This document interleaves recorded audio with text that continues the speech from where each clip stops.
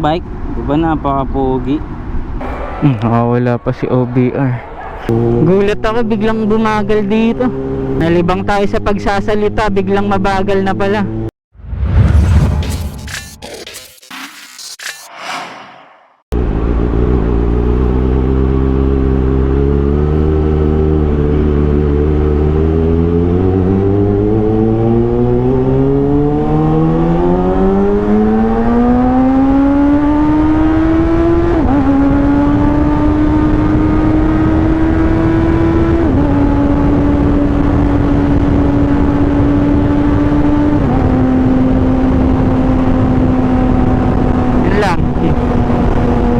Chill lang tayo kasi kasama natin si OBR.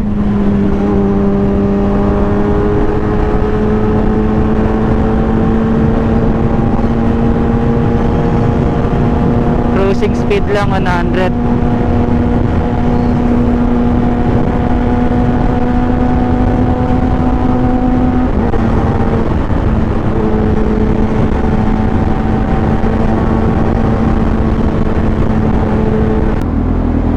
Saan po may pakabitan ng RFID? Gas station po along NTEX. Any gas station. Thank you.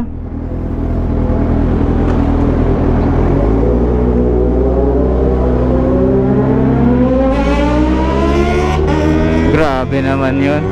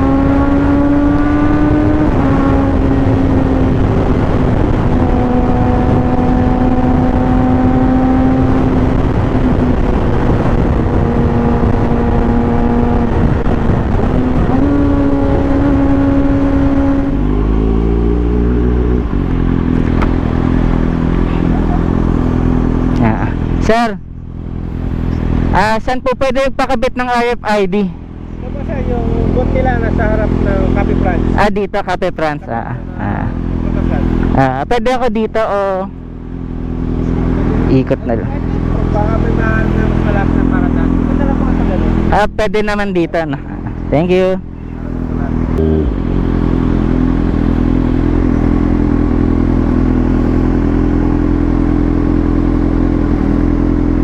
Ayun, so nasa Shell po tayo ngayon. Ito yung bike. Papakabit lang tayo RFID saglit. Hirap kasi mag-cash lane ng mag-cash lane lagi. So ang sabi ni Kuyang Guard, sa may tapat ng Cafe France yung booth nila.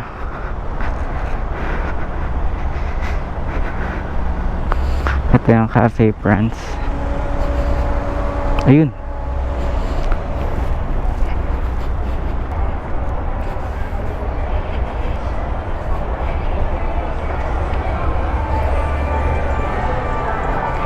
Tapat ng Cafe France. Wala pa si OBR. Saan yun? Ito yung Cafe France eh. Ito. Thank you. Ayun, so ito meron Easy Trip RFID. Okay, pakabit lang tayo saglit. So nakapagpakabit na po tayo, Easy Trip. Ayan. So sobrang bilis lang kasi dito sa Shell wala masyadong nagpapakabit na iba. Yung iba puro load. Kasi nasa loob ka na ng expressway eh. So parang usually yung mga tao may RFID na talaga. So eto, sa windshield na natin siya pinakabit kasi ito yung auto sweep.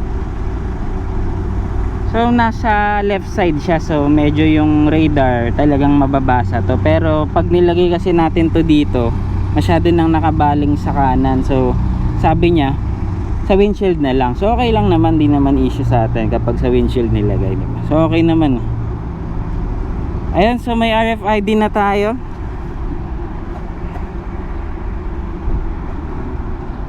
Yan yung bike, diba, napaka-pogi. Ilang beses nyong maririnig siguro sa akin yung word na yan, napaka-pogi, kasi kada tingin ko sa kanya talagang pogi niya, promise. Yan na, next stop po natin, San Fernando exit. Tapos na magpalamig. So sa mga ganitong biyahe kasi napakalaga ng mga stopover, kasi isipin din natin lagi yung side ni na OBR. Ayan, so syempre nangangalay din naman yan sila.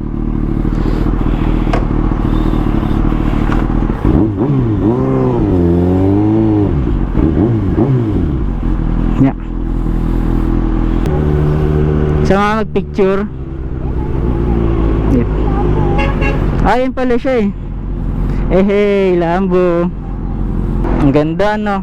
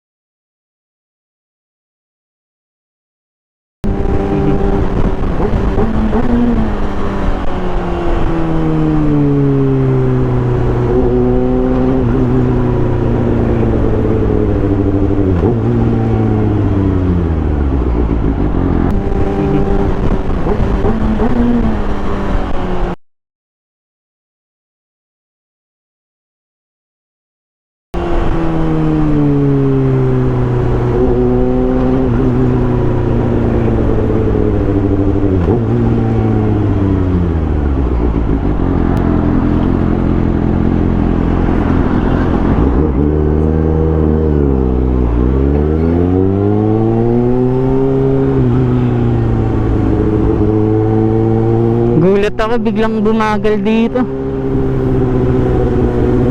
So yun lang pala, syempre be attentive. Thank you.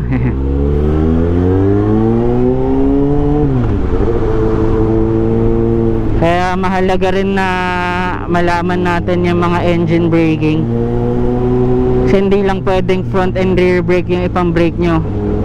Malaking tulong din yung engine brake. Talagang grabe yung i-decrease ng speed nyo kapag nag-engine brake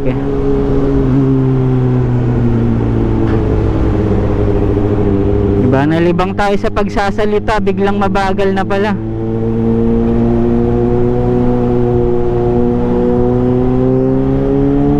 Siraan siya, yun pala yung nagpabagal.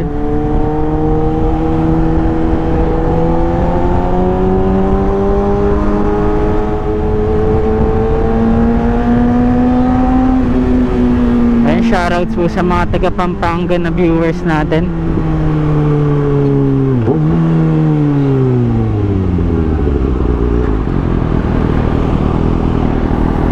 Ayan, so andito na po tayo ngayon. Ayan, so ito yung bike. Pantahan lang natin yung bike sa gilid. Ayan.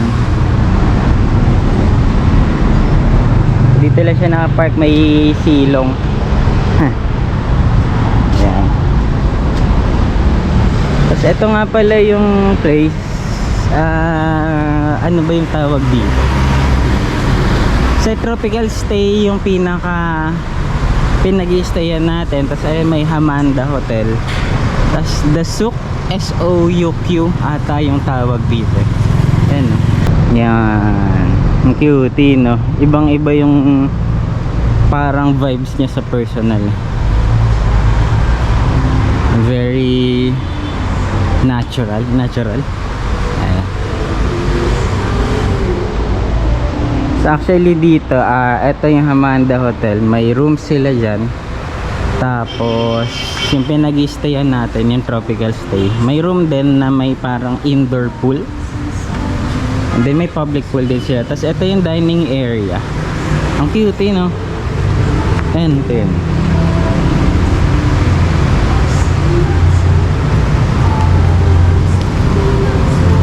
alam ko ang isa sa pinaka mga dinadayo talaga ng mga tao dito is yung food. So napakasarap daw. Mamaya matatry din naman natin kaso ano oras pa lang. Ayun, so pakita natin yung place saglit.